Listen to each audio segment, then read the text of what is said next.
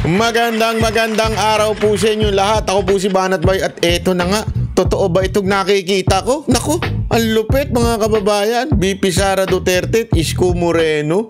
Naku po mga kababayan, hindi ho ito ata katanggap-tanggap po sa mga tanso. Hindi ho ito katanggap-tanggap kasi talaga nga na mga matindi ho ang nangyaring itong mga nakaraang araw. Nakikita nyo naman po mga kababayan, di ba? Na si Vice President Sara Duterte ay talagang sumama na dito kay Isko Moreno at ikinampanya ho niya ang mga tao ni Isko Moreno, particular na ho sa District 2 at saka sa 3. Naku po, mga kababayan, baka may kasunod pa ito. Malalaman natin sa mga susunod na araw. At ang importanteng maunawaan dito natin ay yung mga banat po ni VP Sara Duterte dito sa mga kongresista na kung saan alam naman po natin yun sa congressman ng 2, yung si yung gano'n, yung sabi nga niya walang leeg, di ba? Yan po ang unang nag-privilege speech patungkol po sa impeachment ni VP Sara Duterte o di kaya patungkol po doon sa hearing sa confidential funds. Pangalawa, doon naman sa naging chairman ay na si Chua naman, si Chihuahua. Siya naman po yung nag-head nung hearing na yun. So mga kababayan, talaga nga namang pinuntahan ni VP Sara Duterte para ikampanya ang mga kalaban nito. Ang lupit talaga, palakpakan. At ngayon araw na ito, ire-reactionan po natin ang mga video po ng ating speech po ni VP Sara Duterte, ha. Tingnan natin kasi alam nyo, marami hong malaman po yung kanyang mga sinasabi at ipaliliwanag natin at iuunawain natin kung ano ho ba ang kanyang meaning sa kanyang mga sinasabi. Okay, panoorin po natin, malupit po ito. Nako, labangin ng mainit na palakpak yun. At sigawan. Nako, Vice President Sara Duterte. ayun. Maraming salamat po. Ang lupit niyan. At muli po, salubungin po natin ng isang malakas na palakpakan ang ating minamahal na ikalawang Pangulo ng Republika ng Pilipinas, Vice President Sara C. Duterte! Ayun, palakpakan. Oy! Nako.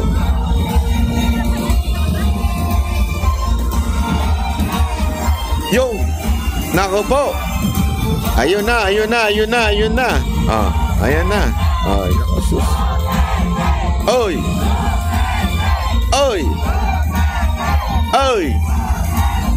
Grabe. Talaga nga naman, oh. Ayan na.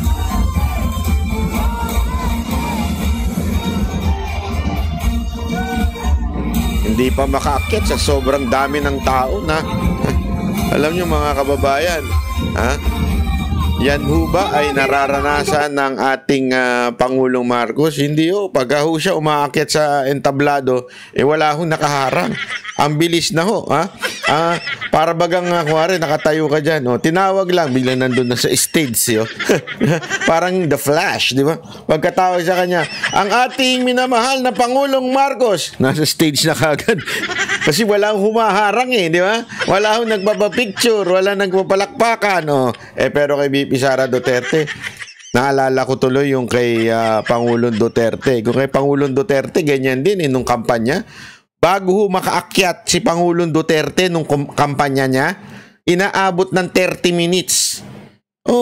Yung convoy niya, hinaharangan na ng tao. Ganong katindi, ganong kalupit yung kay Pangulong Duterte. At ngayon lang uli na ulit dito sa kanyang anak. Anak ko, malupit talaga mga kababayan. Ibang level ho ito si VP Sara Duterte din. Tuloy natin. Batang Maynila, palakpakan po natin ang ating Vice President. Ayun na, nagkagulo na. Grabe, ang saya daw dyan, sabi ng mga vlogger. Yung mga naandyang vlogger.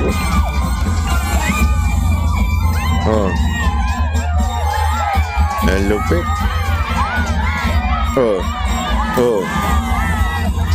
Oh. Ano kaya masasabi ni yung ni Mark Models of Manila? Paano na? Mark Models of Manila. Shout out to you. Oh, di ba? Tutang-tuta ka na kasi ngayon ni Marcos. Eh, ang problema, isko ka pa rin. Eh, ang problema, sa kasama si BP Sara Duterte kay isko. Paano na? Anong gagawin mo? Saan ka nalulugar? Eh, sinabi ko naman kasi sa'yo nun eh. Kasi ang style ni Mark no, naalala ko, sabi niya, hindi, Marcos ako para makakuha ako ng boto papunta kay Yorme. May napalaba siya. Wala. Oh, wala. Lalo lang nasira, di ba? Kasi nga po, sabi ko naman sa'yo, matagal ko na sinasabi sa yan. Eto mga kababayan, gusto ko lang sabihin sa inyo ito. Paalala lang ho sa mga matagal ko ng subscriber dito. Matagal ko na pong subscriber dito. Alam mo, nung bago ho mag-eleksyon noong 2022, ilang beses po tayong pinatawag sa Malacanang ni Pangulong Duterte para makipagkwentuhan, para mag-usap. At ang madalas namin pag-usapan noon yung patungkol po sa pulso ng social media. Tinatanong niya lang po ako. Siguro, hindi lang ako, naniniwala naman po ako na hindi lang ako po yung kanya kinakausap. Meron din po siyang ibang kinakausap. Ang maganda po kasi sa ating Pangulong Duterte, open siya sa mga ordinaryong Pilipinong tulad natin. Open po siya at inaalam niya ang pulso. But every time po akong nagpupunta doon, mga siguro 3 times, 4 times na nakasama ko siya or 5 times before the election in 2022, paulit-ulit ko sinasabi yan at tinatanong kay Pangulong Duterte. Makulit na ako kung makulit, pero talagang alam mo naman ako pag ako po ay sumuporta, todo talaga. Sagad talaga ang suporta ko. Kaya tinanong ko nun si Pangulong Duterte paulit-ulit, Mr. President, sino ba talagang susuportahan mo ngayong 2022? Siyempre, ako bilang iyong kawal, bilang iyong supporter, susundin kong sasabihin mo kasi hindi ko alam ang lahat ng galawan ng mga politiko. Mas kilala nyo ang mga politiko, mas kilala nyo ang karakas ng mga politiko. Dalawang bagay ang natanto ko noong time na yon. Una, ayaw na ayaw niya kay Marcos noon. Pagbali-baligtarin mo niya, ilang beses niya sa aking sinabi yun. Ayaw niya, ilang beses pumunta sa Malacanang itong mag-asawa na si Marcos at saka si Lisa, humihingi ng posisyon, ayaw niya, hindi niya binigyan kasi nga, sinabi niya na rin sa speech niya yan, ayaw na doon dahil bangag. Ayaw niya. Yun ang sinasabi niya. At in private, pinanggit niya na po sa akin niya ilang beses. Bago pa po niya sabihin ang pangalan ni Marcos bilang bangag, ilang beses niya na sinabi sa harapan ko yan. At ganito pa nga yung magsalita lagi. Tanong mo dito sa mga PSG ko, alam nila, bangag yan. Paano nila susuportahan yan? Ganun talaga. Tapos yung mga PSG, natatawa na lang Kasi nga, alam mo nila. So sabi ko nga, ayaw talaga ni Pangulong Duterte. Kasi sabi ko sa kanya, Mr. President, sabihin mo lang. Susuportahan ko yan. Sabihin mo sa akin na matinong tao yan at gusto mong maging Pangulo yan. Paulit-ulit niya sinasabi, ayaw niya yan. Mahinang nila lang yan at saka sablay talaga yan. At yung bangag, paulit-ulit niya sa akin sinasabi yan. Tapos, ang tinanong ko, paano na yan, Mr. President? Wala tayong mapili. Sino ba ang susuportahan ko? Ang nun, sabi niya, since nandyan si Inday, bilang hindi na lang siya mag-i-endorso, bilang respeto. Pero tinanong ko sa kanya isa-isa yung mga kandidato nun. Sino ba mga kandidato nun? Si Pacquiao, si Lacson, si Leni Robredo. At every time na dumadating ako kay Isko, kasi sabi ko, Mr. President, dito sa mga tao mo, may mga isko dito, may mga nagtutulak na isko dito. Suportado mo po ba 'yon?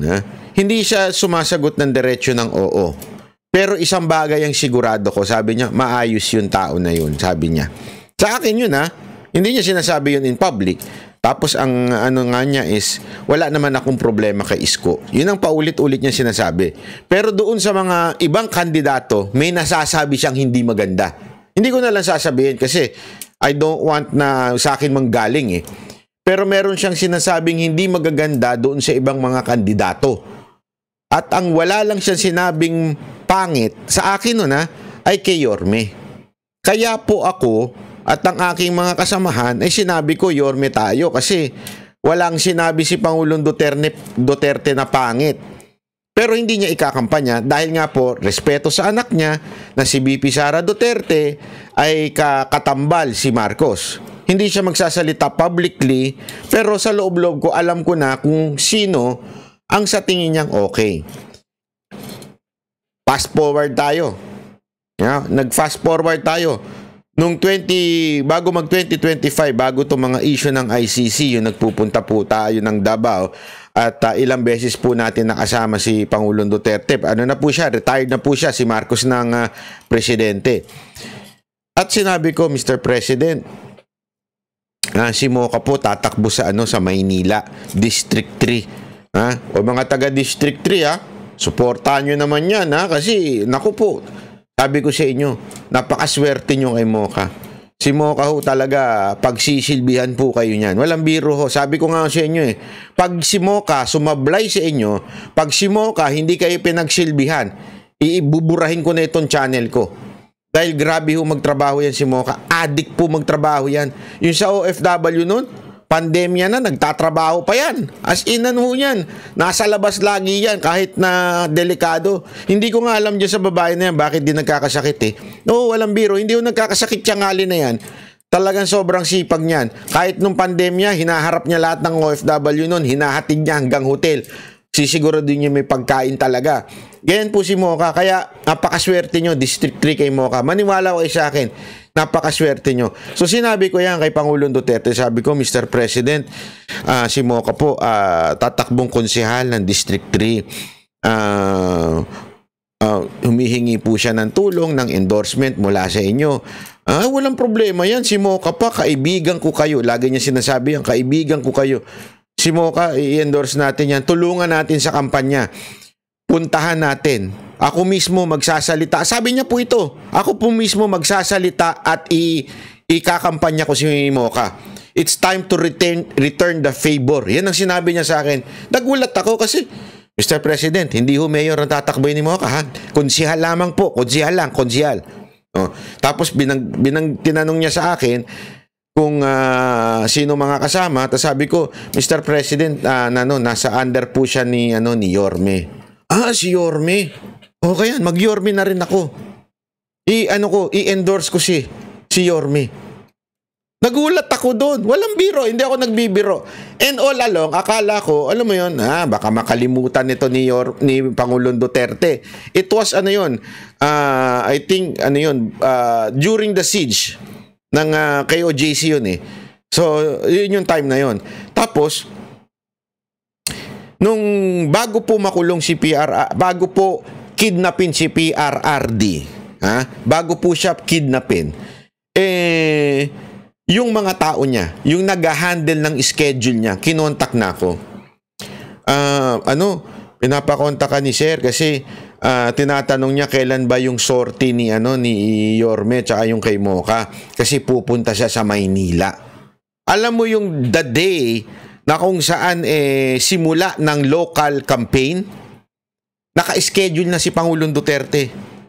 Nag-usap na kami. Ako, yung team niya, si Yorme, yung tao ni Yorme, nag-usap na, nag-meeting na, nakaset na. Pupunta si Pangulong Duterte sa Tondo.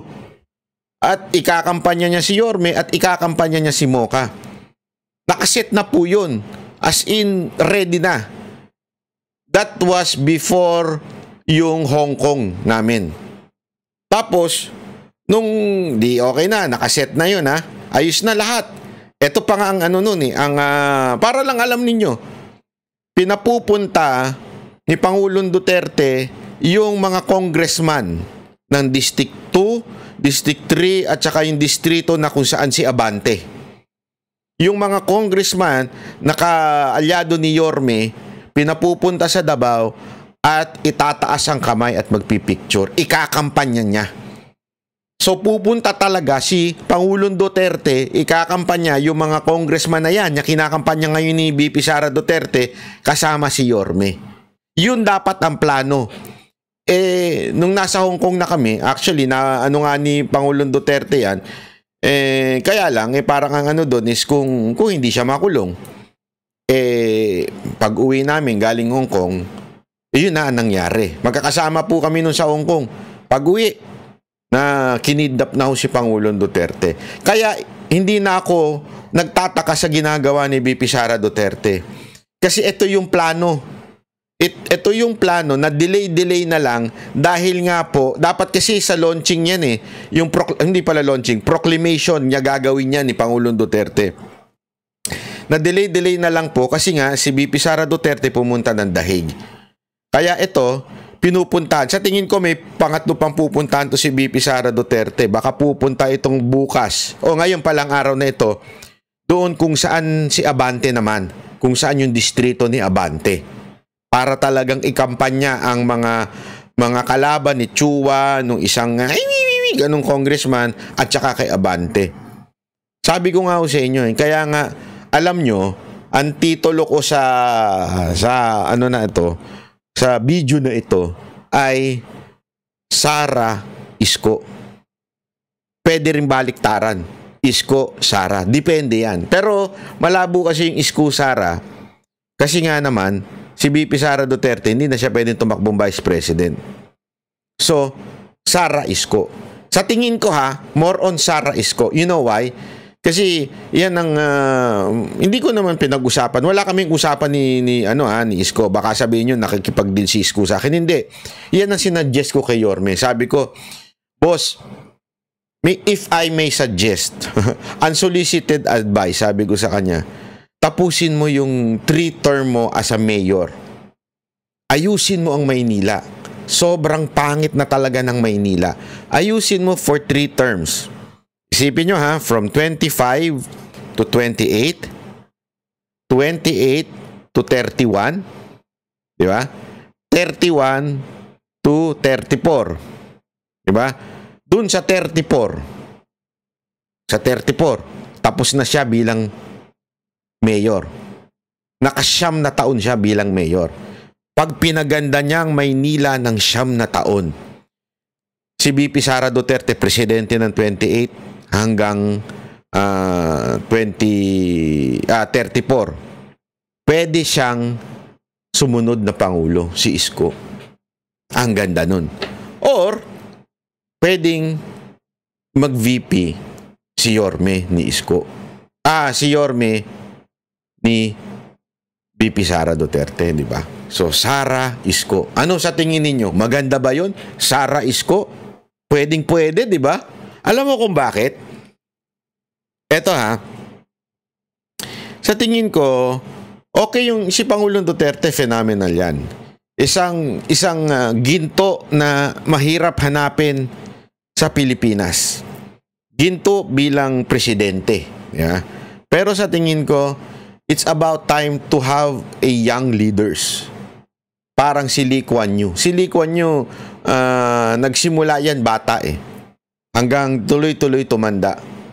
Diba? Sana magkaroon tayo ng ganun. Maganda ho yung tandem ni Sara Duterte at Yorme as Vice President.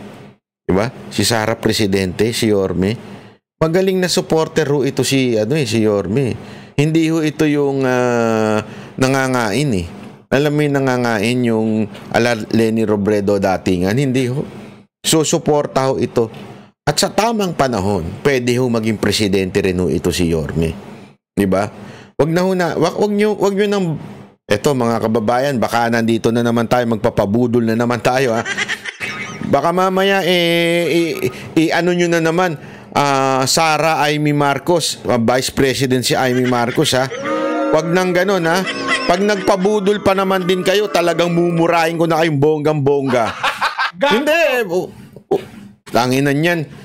No, natanga tayo kay Marcos, gusto nyo, boto pa uli yan. So, wag na. Kaya mabuti na yung Sara Isko. Bahala kayo. Kung gusto ninyo, Sara Amy, bahala kayo sa ano ninyo. Basta, pero sa akin, ano mas gusto nyo? Ilagay nyo dyan. I-comment ninyo, Sara Isko o Sara Amy.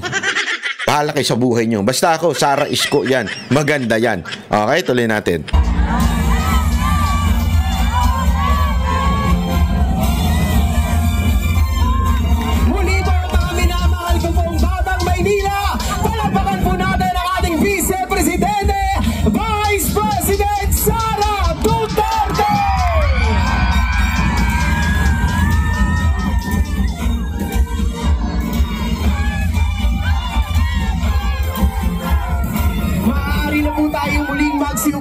minamahal ko pong Batang Maynila. Muli po, palakpakan po natin Vice President Sara Duterte! Ulit-ulit ka, ha? Pabayaan mo na sumigaw ang tao. Ha? Pabayaan mo na.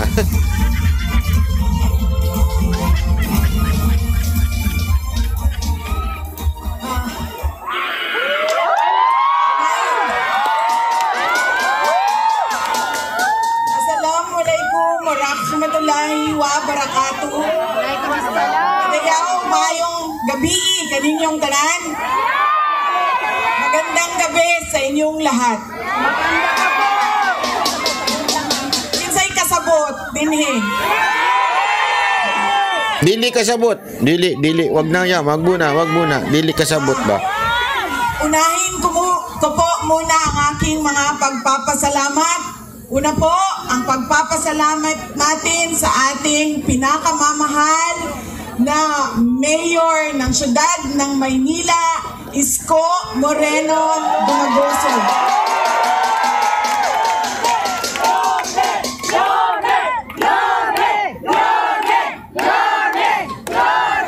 Nagpapasalamat po ako sa kanya dahil ipinahiram niya po ang inyong entablado at ang inyong mikropono para po sa mga senador ng Duterte. Yo. Maraming salamat, Mayor.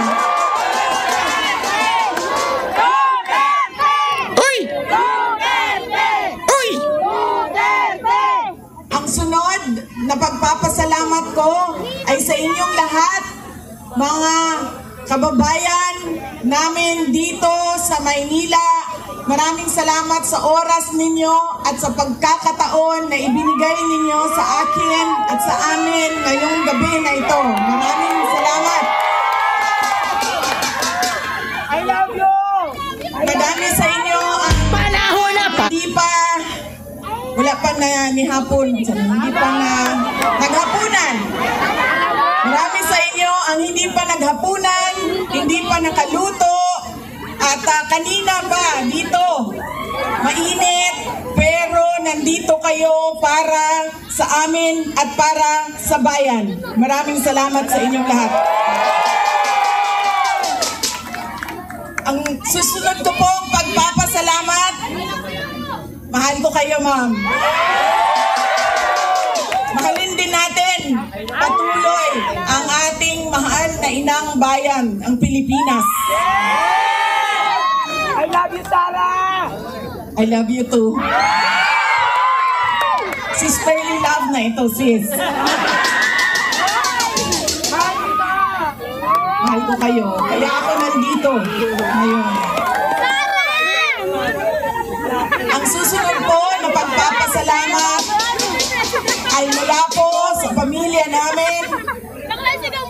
Papasalamat po kami sa pagmamahal at suporta na ipinapakita nyo kay dating Pangulong Rodrigo Duterte. Maraming salamat po.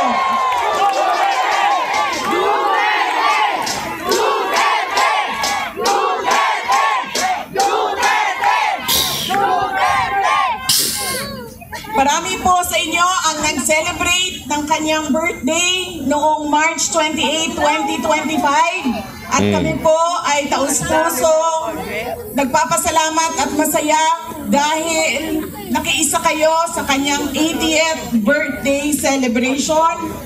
Dahil hindi po lahat tayo ay mabibigyan ng pagkakataon na umabot ng 80 years old. Kaya maraming salamat at sinelebrate nyo ang kanyang 80 years. Ang susunod na pagpasalamat ay mula po sa akin. Maraming salamat sa inyong suporta, sa inyong kampanya at sa inyong boto para sa akin noong halalan ng 2022. Maraming salamat sa suporta ninyo. At syempre, ang aking pagpapasalamat pa rin sa patuloy ninyo na pagtitiwala sa akin at sa aking mga kasamahan at sa aming opisina, ang tanggapan ng pangalawang Pangulo ng Pilipinas. Maraming salamat. Ang amin pong pamilya ay merong malaking utang na loob sa inyong lahat, mga kababayan namin, sa pagkakataon na inyong ibinibigay sa amin na makapaglingkod sa ating bayan. Dako kayo ang among ang utang nga kabubuton kaninyong tanan, mga kaigsuunan namo. Sa higayon nga gihatag ninyo kanamo nga makaserbisyo sa atoang nasod. Daghan kayong salamat.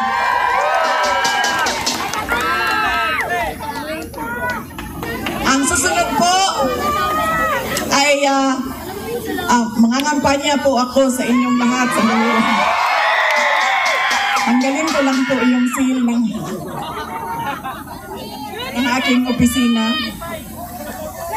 Palitan natin ng seal ng Office of the President. Yung!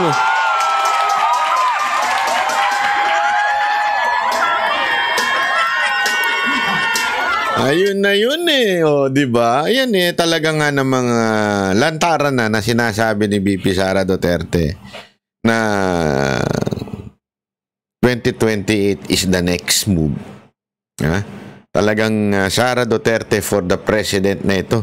For president in 2028. Kaya dire-diretso na ito, ha?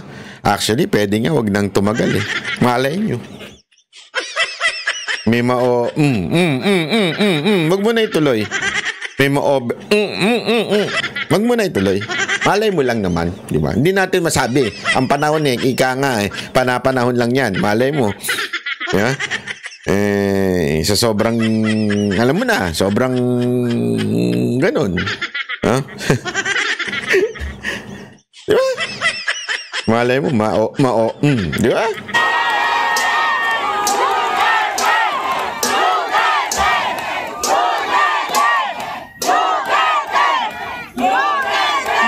Tinanggal ko lang kasi tayo naman. Iba kasi yung opisina, iba din yung pangangampanya. Pero kung sa...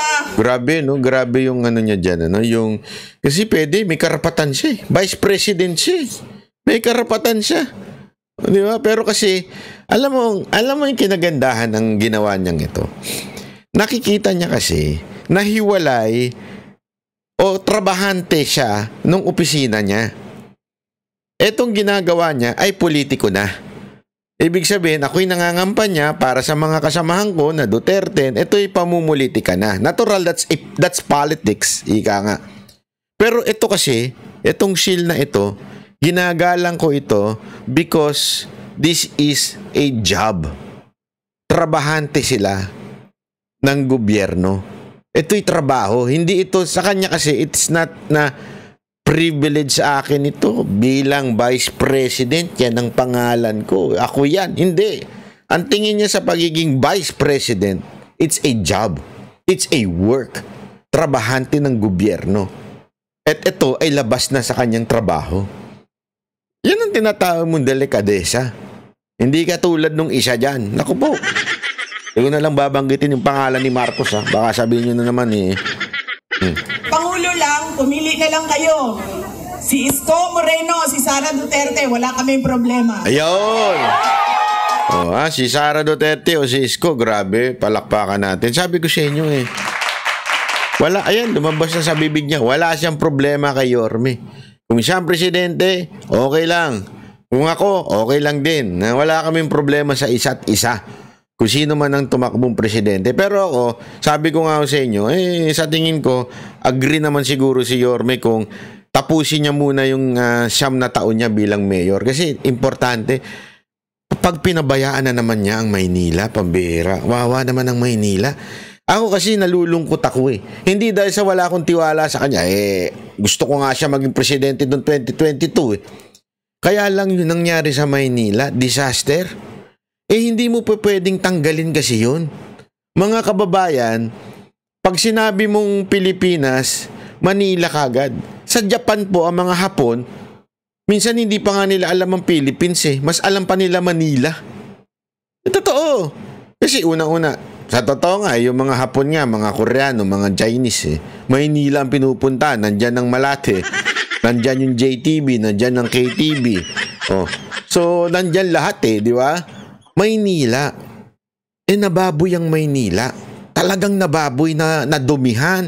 Wala ho. Talagang sirang-sira ang Maynila nung iniwan ni Yorme. Kasi, alam nyo mga kababayan, ang Maynila ay itsura ng Pilipinas. It was a decade of disaster ang nangyari sa Pilipinas.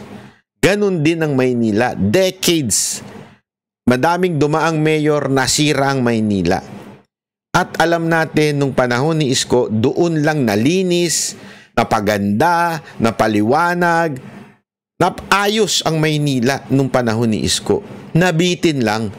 Kasi siguro, ang isang rason ni Yorme doon, buong team naman niya pambihira, yung mga team niya, sumablay lahat. Sorry to say ha, actually pinuna nga ni BP Sara Duterte. Sumablay lahat ng congressman na bata niya nun, sablay lahat di ba? Yung mayor na itinalaga niya. Hindi naman mananalo yan si Lacuna, sa totoo lang, hindi mananalo yan si Lacuna kung hindi yan ikinampanya ni Yorme. Pero bakit nanalo? Kasi nga ikinampanya na yan. So ano ibig ko sabihin? Simpleng-simple lang. Wala pa talagang kakayanan. Sa tingin ko, walang may kaya ngayon para ayusin ang Maynila kung hindi si Yorme. Yung SB, wala yun. Networker lang yun. Hindi, walang kwenta yun. Sa totoo lang. Gago! Sa totoo lang. Ito, diretsuhan tayo dito kay SB na to ha. Alam niyo ba na congressman yan? Hindi niyo alam. Representative yan. Anong party list yan? Tutok to win party list. Saka nakakita ang party list game show. Pambira. Ginamit lang ang kasikatan nung tutok to win party list na yun. Ginamit lang yun. Tapos may nagawa ba? Wala. Nakita nyo ba? Wala.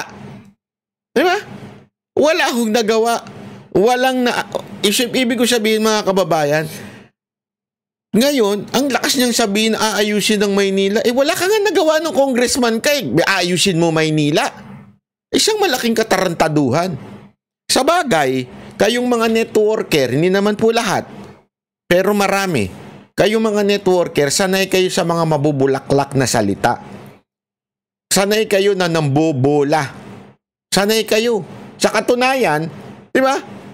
Yung iba nga dyan sa mga networker yung mga nasa taas, naghihiraman lang ng sports car yan O di kaya yung mga second hand. O bilin mo na to para pwede mong ipagyabang, para maloko mo, mabudol mo yung mga nasa baba mo o yung upline mo. Tinan mo, may sports car na. Ikaw, magsipag ka lang, magkaka-sports car ka rin. Di ba? Pero ano nangyari? Naubos na pera, wala pa rin. Naubos pa pati kaibigan. Bakit? Niloko Ayan ang ganyan ng lokohan Ang dami sa mga networker, naubusan ng kaibigan. Naubusan na nga ng pera, naubusan pa ng kaibigan. Niloko ninyo Hindi ko sinasabing, ito ay general statement on some networkers.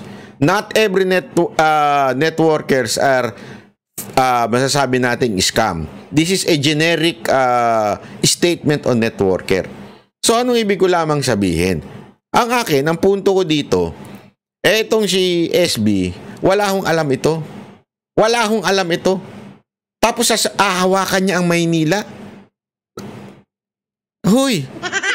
Huwag kayo madaan sa spam. Kayo mga taga Maynila, ano ba, patay gutom ba kayo mga taga Maynila? Spam lang, iboboto nyo na? Kayo nga Eto, sagutin nyo ako. Bigyan mo ako ng 3 bagay na nagawa ni SB habang congressman siya. Pag may naisagot ka, sige, laban. Pero kung wala ka may sagot at ang sagot mo lang spam putay, patay gutom ka pala. Tanungin kita ngayon. Ikaw ang tatanungin ko, mga taga Maynila. Ilan ang nagawa ni Yorme sa Maynila? Hindi mo mabibilang sa daliri ng kamay mo. Baka pati daliri ng paa mo ibilang mo. Tapos, boboto ka doon sa SB dahil lang nakatali ang ulo, parang di mo maintindihan. Tapos dahil lang laging may kasamang artista. Tandaan nyo ito mga kababayan. Pag-ingat kayo pag laging may dalang artista. Budol yan. Budulero ang tawag sa mga yan. Hindi nila kayang Alam nyo kung bakit sila dadala ng artista? Para makapaghatak. As simple as that. What's the reason? Because people will not come without pamimigay, without entertainers. Yan ang trabaho namin eh. Alam namin yan. Kaya nga ako, alam nyo ba, ngayon, wala akong pinupuntahan na kampanya. Pag meron mga nag-i-inquire sa akin, pag ano na kagad yan, nasa kontrata ko yan, bawal ang kampanya. The only place na pinupuntahan namin na matatawag mong kampanya ay kay Mocha. Bakit? Hindi kasi sa aming kampanya yun. Yun ay dahil pinuno namin yun. Founder ng Mocha Girls yun. Naturalmente, alam namin ang karakas at galawan ni Mocha. Kaya susuporta kami. Oh, at saka syempre, nung kay Pangulong Duterte. Oh, di ba? Dahil alam namin na matino talaga.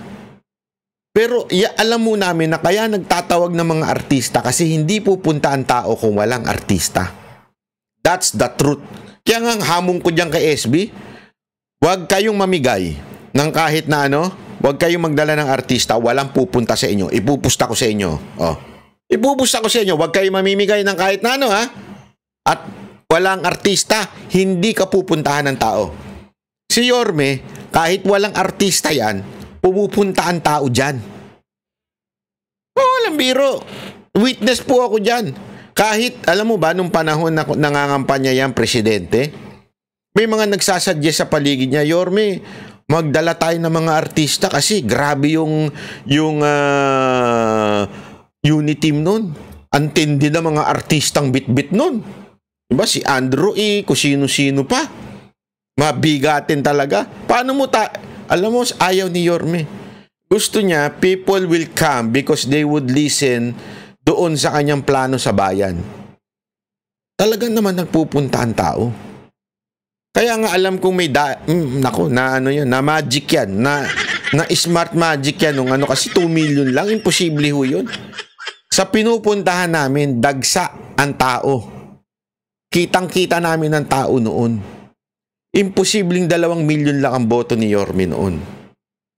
Sigurado ako na nabawasan po yun. Ang kwento nga sa akin, talagang hindi lang siya bagamat sa boxing, hindi lang mo siya tinalo. Ni-knock-out, binaldado pa siya para talagang mababa yung kanyang image at hindi na makabangon. Yun ang akala nila. Di ba? Eto, bawing-bawi.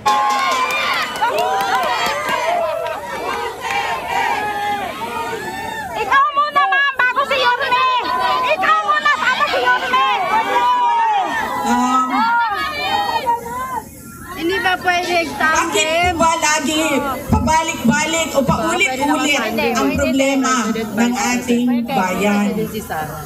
Dahil po, paulit-ulit din yung ugali natin sa pagpili ng ating mga leader. Kung sino yung binoboto natin. Ngayong darating na halalan, marami ang nagtatanong, ano bang pwede naming gawin? Wala naman kaming pera, wala kaming makinarya, ordinaryong tao lang kami na nakatira sa gilid ng daan kung saang subdivision. Pero gusto namin na merong makitang pagbabago sa nangyayari at para sa ating bayan. Una po, ang ugali natin sa pagpili ng ating mga kandidato ay kung sino yung naaalala natin. Sino yung magaling kumanta, sino yung magaling sumayaw, sino yung magaling magpatawa. Yaan nang lagi nating naaalala kapag tayo ay boboto na. Hindi na natin tinatanong, ano ba ang pangako niya noon na siya ay tumatakbo? Tinupad ba niya ang pangako niya?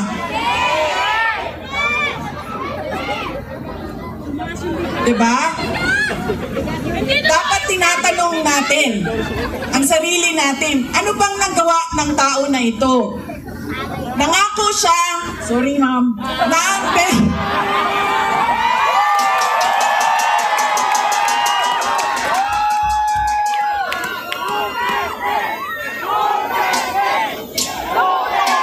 Grabe yun. Para pang banat yun, eh, no? Tindi.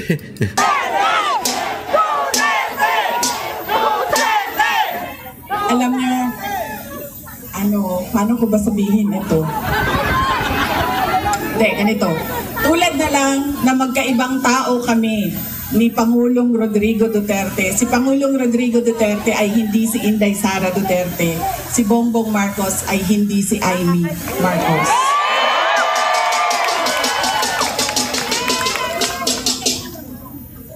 Ito, hindi na ako nang paalam sa'yo. Sasabihin ko na. Grabe yan.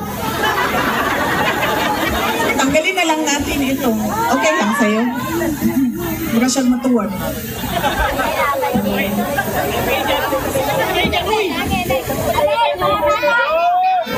Ganyan na lang. Para din makita ninyo na pumayat na ako. Salamat, Martin Romualdez! Pumayat si Inday Sara! Grabing banat yun. Simple lang pero rock, eh, no? Simple lang. Dahil kay Martin naku. Yari ka dyan. Kay Aling Claire. Yari ka na naman kay Aling Claire. Sasabihin na naman ni Aling Claire. Di ba? Oh, nagpasalamat. Oh, di thank you. Eh di welcome. Ganun na naman si Aling Claire. Welcome. Ano masasabi? Siyempre may mga gagoring mga media. Anong masasabi mo na nagpasalamat si BP Sara Duterte kay Romualdez dahil pumayat siya? Ang masasabi ko, eh di welcome. Sino ba nagsabi? Gago! Sino nagsabi? Huh? Sino? Anong bakit siya pumayat? Gago! Si Aling Claire medyo lutang eh. Lutang yun. Alam mo, akala ko talaga pinakalutang na si Leni Robredo. Mas lutang pa pala sa kanya. Oo, akala ko talaga pinakalutang na si Leni Robredo. Oo, yung pala, mas meron pa. Hindi, minuuna kasi si Leni Robredo lutang. Tapos pumasok si Bongbong Marcos, isa pang lutang yun, di ba? Lutang talaga yun, lutang. Hebe. Lutang la lutang. Tapos biglang pumasok si Aling Claire, tinaob ang lahat ng mga lutang. Totoo. Yun ang pinakalutang sa lahat. Nako, abangan nyo ha, sa linggo. Nako. Ewan ko ba, bakit ako inimbitahan dyan sa lintik na debate na yan? Sa linggo po, abangan ninyo ha. Meron pong debating magaganap. Eh, sus, ginuog yun. Panoorin ninyo. Alam nyo, mga kababayan, umuo ako dyan kasi, sa totoo lang ha, para lang sa kaalaman ninyo. Noong una, hesitant ako. Nung nasa Japan pa ako, inatanong ako kung pupunta ba ako dyan, ganyan-ganyan. Kung ano, sabi sa akin. Hesitant talaga ako kasi. Tapos nung natanong ko, sino-sino ba nandun? Yung sinabing nandun si Aling Claire. Nakumbinsi ko. Gusto ko makita si Aling Claire ng harap-harapan. Nandun daw siya eh. Ewan ko nga ba't nandun yung ano na yun eh. Public official ka na pero nandun ka pa. Ay sus, ginoo ka talaga Aling Claire. Oo. Anyway, magkikita kami noon. Tingnan natin, pag-usapan natin kung ano meron doon. Na? Basta tayo, magpapakatotoo lang tayo sa usapin. Ha? Usapin po yan ng tungkol po sa fake news. Magantay ka, Aling Claire. Uy, kadyot lang ba? Kadyot lang. Sa seryoso. Mahal ko kayo, ma'am. Mahal kita, Inday! Ito, hindi na ako nagpaalam kay Senator Amy ha. Kasi hindi ko naman alam na nandito siya. Noong October 2023, pumunta ako sa kanya. Sabi ko sa kanya, pwede mo ba akong tulungan? Kailangan ko kausapin ang Pangulo. Kasi nakikita ko sa mga plano nila at nabasa ko sa mga plano nila, meron silang ipafile na impeachment na kaso. So sinamahan niya ako. Ito yung araw bago umalis si dating Pangulong, ay dati na, no, sorry, si Pangulong Bongbong Marcos.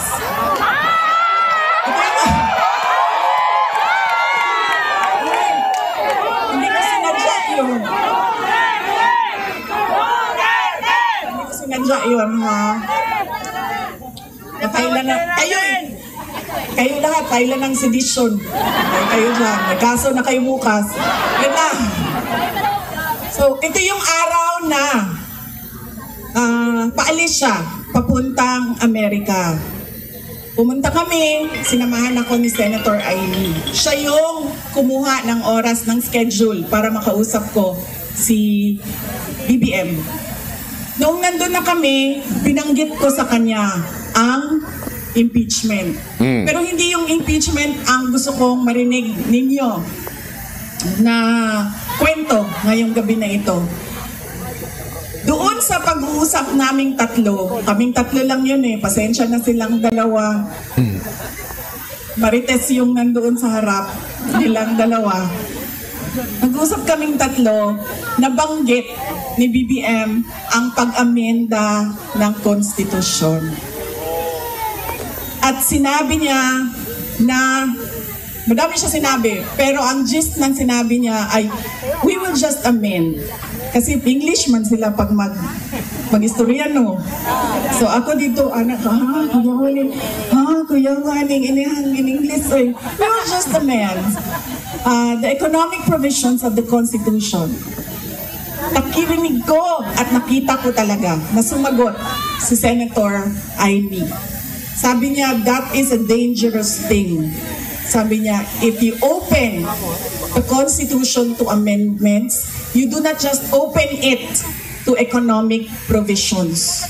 You open it for all amendments of the Constitution.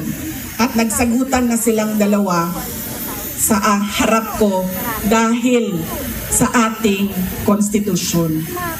Kaya yan ang pruweba ko at proof ko sa inyo na magkaiba na tao.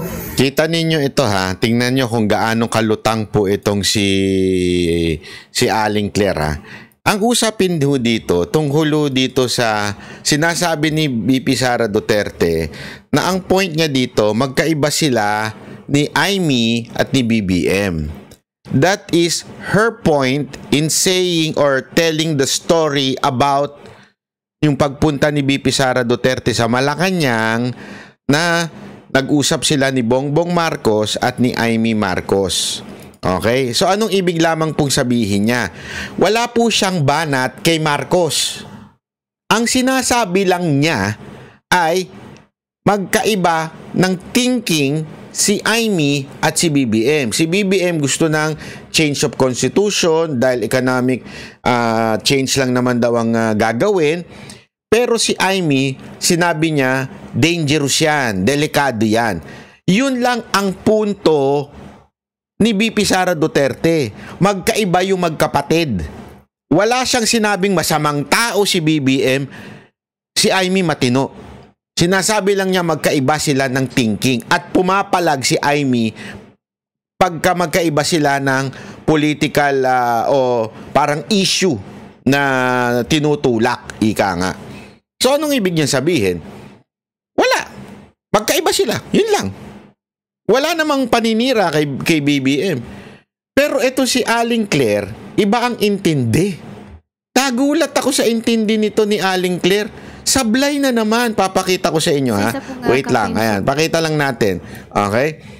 Tingnan nyo ha. Nung tinanong siya tungkol sa pangyayari sa Malacanang, nung kwento ni VP Sara Duterte, tingnan nyo ang sagot ni Aling Claire. Wala na naman sa hulog. Lutang na naman mga kababayan. Hindi ko maintindihan kung bakit. O, panoorin nyo ha. Tingnan ninyo to. Sinabi ni Vice President Sara Duterte kung saan kasama nga po dun si Senator Amy Marcos na plano po ni Pangulong Marcos na amyandahan ng saligang batas. At ito naman po ay talagang open naman po no, na yung pagsuporta ng Marcos administration. So, Eto ha. dito pa lang nilinaw na dito eh. Ito yung yung tinik sa lalamunan ni Claire ni Aling Claire. Ito sinabi niya kasi gusto daw ni Marcos. Ano masasabi ninyo? Which is publicly, sinabi nitong reporter na to, publicly talaga namang sinusuportahan ng gobyerno ni Marcos ang change of constitution. Publicly. Ibig sabihin, walang kasinungalingan doon sa kwento ni VP Sara Duterte dahil publicly sinasabi naman talaga ni Marcos na gusto niyang baguhin ng konstitusyon, economic changes lang ang gusto niya. Tingnan nyo sagot ni Aling Claire. Charter change sa pamamagitan po ng pag-amyenda sa economic provisions. Sa ngayon po, meron po bang bagong direktiba? Yan ang tanong niya. Alam namin lahat na noon gusto ni Marcos ang pagbabago ng konstitusyon. Through economic changes lang ang gusto. Ang tanong ni ni Ma'am, meron po bang pagbabago? Kasi sinabi naman niya noon yan publicly. Ngayon ba, may pagbabago ba? Tingnan nyo buwelta ni ni Aling Claire.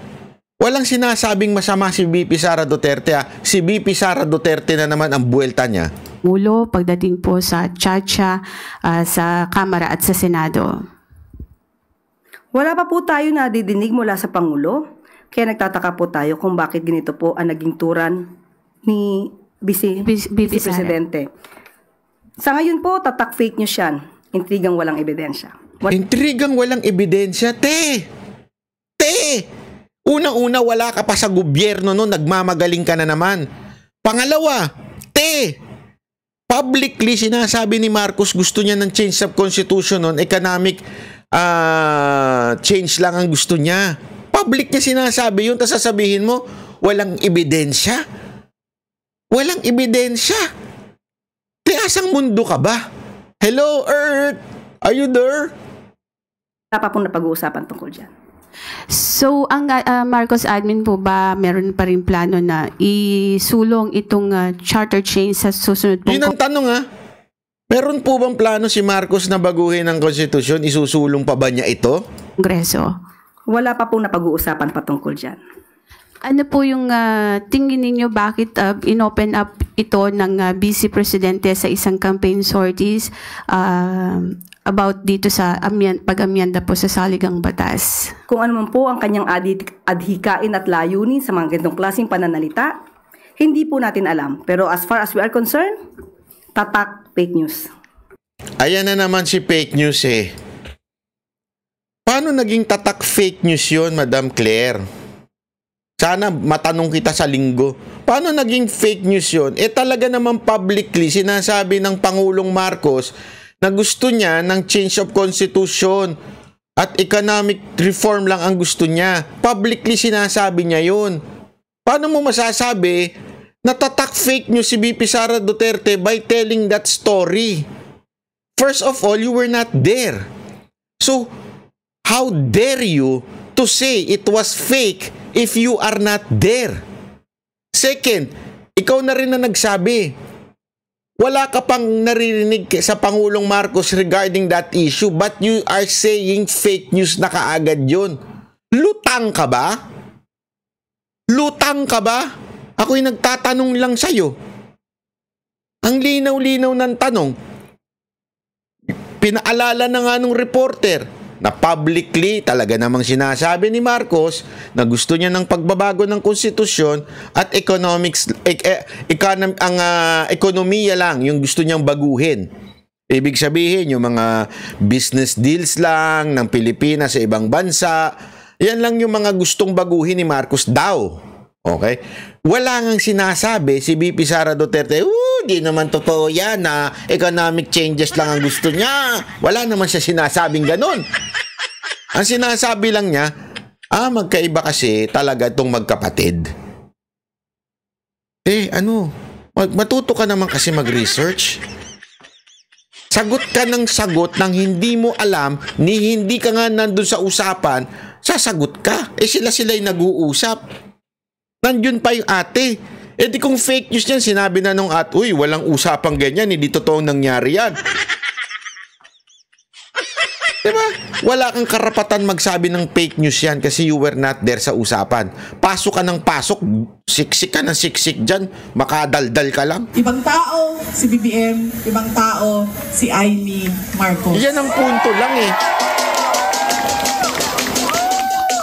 Okay na ma'am, pwede ka na umalis. Wait lang, sandali. Iboto niyo ba si Amy Marcos? Okay na ma'am, pwede ka na lumipat sa QC. Good na dito. Kalimutan ko na yung sasabihin ko. Tatlong paalala. Hindi natin tinitingnan kung ano ba yung mga pangako niya noon. Tumakbo siya noon, may pangako siya. Binigay ba niya? Diba? 20 pesos ang kilo ng bigas. Tapos ngayon, okay na daw.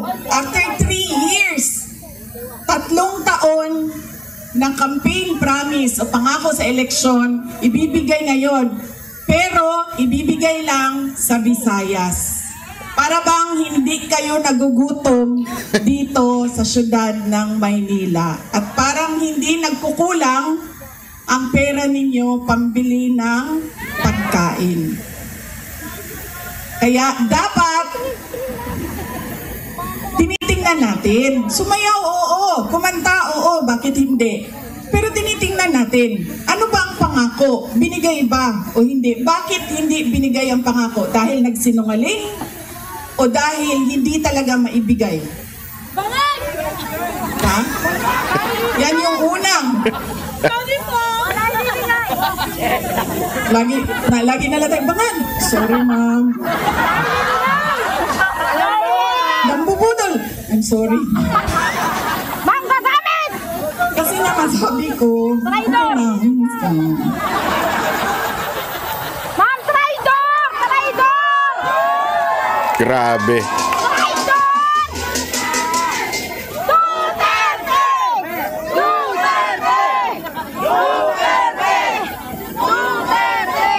Alam nyo, yung bangag na yan. Hindi totoo. Hindi naman ako kasi tumawa dahil tinawag siyang bangag. Andun ka din, di ba? Hindi ako, kasi sa Bisaya, ang bangag, di ba? Bangag, bangagan, bangag. Oo. So, pag sinabi mong bangag sa Bisaya, hindi siya adik. Butas! Butas! Kida. Diba? Butas! Buslot! Oo. So, hindi talaga ako natawanan. Tinawag siyang bangag. Kasi sa Bisaya, ang bangag ay butas. Hindi, at saka sa slang, ang bangag is yung private part ng babae. Diba? Bangagan. Ang pinagtawanan ko, dahil ang rally na yon ay kontra sa pag-amienda ng konstitusyon. Yun yung rally na yon.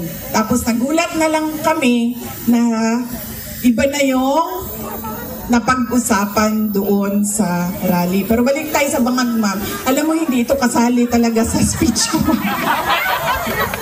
Sinabi sa akin ng partner ng uncle ko na noong hindi pa siya Pangulo, nung senador pa lang siya, ay bumisita sila sa bahay at inalok talaga sila. Narinig niyo ba yun? Narinig niyo ba yun? Talagang sinabi ni BP Sara Duterte, yung uncle niya, hindi pa papangulo. Yung senador pa lang sila. Sino pa ba yun? Di ba si Marcos? Si Marcos lang naman naging pangulo, naging senador. Di ba? Eh nung pumunta daw, yung uncle niya, ni BP Sara Duterte, doon, nung senador pa si Bongbong Marcos, inalok daw sila na magdroga. Ayan, oh. Ang linaw-linaw ng kwento. Oh. Ulitin natin yung part na yan. Alam mo, hindi ito kasali talaga sa speech ko. Sinabi sa akin ng partner ng uncle ko na noong hindi pa siya Pangulo, nung senador pa lang siya, ay bumisita sila sa bahay at inalok talaga sila ng droga. Ay, grabe. Hindi yung wala naman ako sinabi na pangalan. Oh, talaga. Alam nyo, may malaki bang tulungan ang Maynila para sa atin lahat? Hindi nila tayo kakayanin ikulong, no? Baka matulad tayo kay President Duterte. Nakulong na. Humindi yung partner noong uncle ko. Kinento nila yan sa akin. Ang buong akala ko naman, kasi matanda na, diba, may edad na, natututo ka na sa kung anong mga mali na ginagawa ng kabataan mo, ay nagbabago yung tao. So sa madaling salita, kaya niya sinuportahan kasi akala niya nagbago na yung tao. Dati, alam niyang addict. Dati, alam niya na, sinasabi niya na. Oh, ngayon, siguro, benefit of the doubt, na baka naman nagbago na yan dahil tumanda na yan. Oh, yun ang sinasabi niya sa kwentong ito. Hindi ko alam na yun na nga ang nangyari. Kaya balik tayo sa paalala, tingnan niyo muna. Pagkatapos niyang kumanta, tanungin ninyo ang sarili ninyo. Noon, nakinig ako sa iyo. Ang ginagawa niya kasi dito, pinapaliwanag niya kung paano tayo dapat bumoto. Actually, ito yung sinasabi niya nung nag-speech siya sa Hong Kong. Nag-speech siya sa Hong Kong Ang kanya daw gagawin ay tuturuan ng mga tao, ipapaliwanag sa mga tao kung paano bumoto ng tama. Na wag lang tayo basta naniniwala sa endorsement. Wag lang tayo basta naniniwala sa kung ano paman. Pakinggan ninyo, ha? Ano ang pangako mo? Binigay mo ba? Kaya dapat pinag-iisipan natin kung iboboto natin o hindi yung tao. Pangalawa, ito walang makakakontra sa akin nito kahit saan man sa mundo.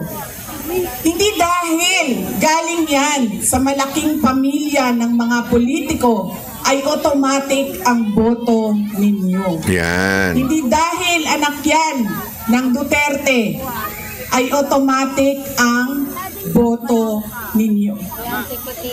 Dapat tinatanong nyo ang sarili ninyo, ano ba ang abilidad at kapasidad ng tao na ito na maglingkod para sa bayan. Isa sa mga problema natin ay ang political dynasty. Pero hindi ipinagbabawal ang kung sino man ang may gusto tumakbo. Kaya nasa atin, nasa mga butante ang pagkilatis. Duterte yan. Anong abilidad niyan? Anong kapasidad niyan? At sino yan siya? Pangatlo, at huling problema natin, paulit-ulit, behavior, ugali natin sa eleksyon, sa halalan, ay yung palitan ng boto at pera. Dahil ilang beses na kayo tumanggap, magkano bilihan ng boto dito? 1,000? 1,000? Grabe, 1,000 lang? Galing na. Bigas ang ano dito palitan. No. Ilang kilo? 5 kilo. So magkano yun? 250? Mga 1,300 total ngayon ng bili. Alam mo, lugi kayo. Taasan niyo yung presyo ninyo. Kasi galing ako doon sa Bacolod kahapon. Tinatanong ko, magkano bili ng boto dito? Noong 2019 daw, 2,000. 2022, 3,000. See? Sabi ko, taasan ninyo ang presyo ninyo. Tapos nung dito daw, itong eleksyon na ito, 2,000 to 3,000. Sabi ko, hindi niyo pa alam kung magkano kasi wala pa namang bilihan. So mga kababayan, hanggang dito na lang po muna tayo. Mahaba po yung speech niya, pero yan po ang pinaka tema ng kanyang speech. Wag ho tayong bumoto basta-basta dahil lang in-endorse. Sa katunayan, sinabi niya pa nga dito sa bandang huli, sabi niya, ba't ba kasi nanalo yung congressman nyo? Kasi in-endorse ito ni Yorme. Tapos may binanggit pa nga siya dyan, bakit pumangit yung Maynila? Kasi nga, iba na ang mayor. Kasi naniwala kayo doon sa endorsement. Ano ang ibig niya sabihin? Mga kababayan, even if i-endorse ng isang tao, ayan na sinabi niya yan sa bandang dulo, na katiwala ninyo, wag ho kayong basta-bastang maniwala. Diba? Bakit kanyo? Kasi importante na siguraduhin talaga ninyo na maayos yung tao. Wag lang dahil in-endorse ng isang sikat na tao. Okay? Kasi alam mo, sa laro ng politika, ganyan talaga They would somehow will endorse yung mga tao na at sa tingin nila, okay. But eventually, nagbabago. Nabubudol. Alam mo, kanina meron akong kausap na isang senatorial candidate. Tapos, kinikwento niya nga sa akin, alam mo ba na si ganito, ito particular to si Torre. Sabi niya, si Torre, alam mo ba na dati kaibigan yan? Dati, sobra pang lapit niyan sa mga Duterte. Ano nga daw yan kay BP Sara Duterte? Madalas daw yan sa Davao nun. Sabi, bakit nagbago? Sabi nitong senatorial, alam mo naman ang nagagawa ng kapangyarihan at pera. Kayang baguhin ang tao. Which is true through history.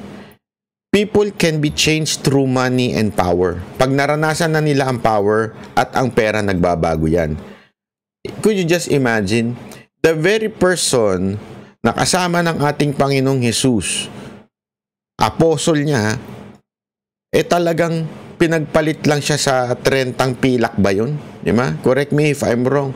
Pinagpalit po siya sa pilak lang po. Ibig sabihin, in other words, pinagpalit mo ang Panginoong Jesus dahil sa pera.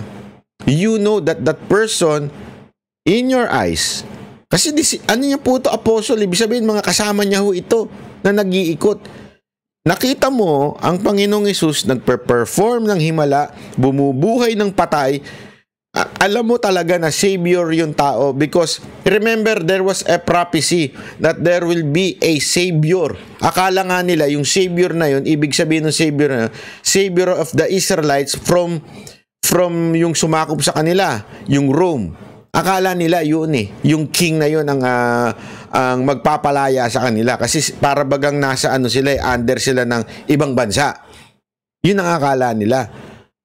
Pero you know na there is a prophecy that alam mo na si Jesus Christ yun. Yun yung time na yun. Mantakin mo bilang apostle, bilang kadikit mo, bilang katabi mo. Close sa'yo, pinagpalit ka sa pera. Yan po ang kasaysayan ng humanity. Ibig sabihin, people really change through money and power. Kaya nga sinasabi ni BP dito, hindi porket in-endorse ng isang tao magtitiwala ka na. Read between the lines, people of the earth. Read between the lines. Pwedeng posible, ginagamit lang din niya dahil ginamit siya dati. At alam niya yon. At ilang beses niyang sinabi na ang salitang mangga, tuwan-tuwa pa nga kayo nun, ilang beses niya ring sinabing nagamit siya. Hindi nyo ba naisip na pwedeng kaya niya ginagawa ang pag-endorse ngayon ay dahil ginagamit na rin niya? Hindi ko sinasabi niya ng dahilan. Pero pwedeng posible. Posible. Yeah? Kaya niya in-endorse dahil sa paggamit lang. Hindi natin alam. Para mapaniwala yung tao na sige, endorse kita. I will use you. Gagamitin din kita. But, sabi ko nga sa inyo, ang mga Duterte vloggers ay matatalino. Hopefully, they can read between the lines. Unless, from the very start, ay isa kang pro-I-me. But if you're not a pro-Amy from the very beginning, you would see and you would read between the lines. Itong mga binibitawan ni VP Sara Duterte dito by saying hindi porket in-endorse, iboboto nyo na. Ang linaw na mga mensahe niya dito. Ang linaw ng mensahe niya dito. Ibig niya pong sabihin, mga kababayan, hindi porket in-endorse niya, iboboto nyo. Ibig niya sabihin, kayo mismo pag-aralan ninyo. Kilalanin ninyo. Yung bangang pangako nila. Nga sinabi niya dito, di ba, paulit-ulit, wag lang porket in-endorse. Kailangan yung pangako ay na ipatupad. Sino po ba ang nangako ng 20 pesos na bigas? Di ba? Ang mga Marcos. Sino ba ang nangako na gagawin tayong golden age na naman? Di ba ang mga Marcos? So wag lang kayong maniwala basta-basta sa endorsement. Maraming salamat po. Yan ang Banateros, boses ng ordinaryong Pilipino. Banateros ay walang